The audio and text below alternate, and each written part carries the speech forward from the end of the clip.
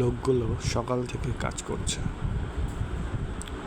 এই কাজগুলো শহরের জলাবদ্ধতা দূর করার জন্য।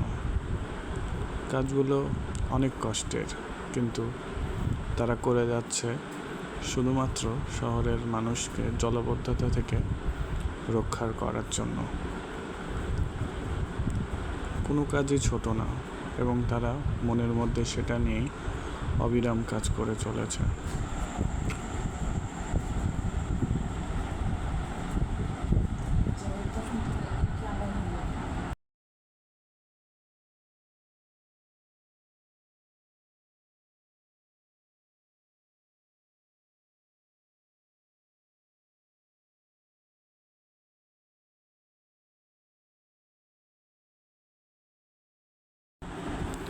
এরকম আরও ভিডিও পেতে পাশে থাকবেন, সাবস্ক্রাইব করবেন।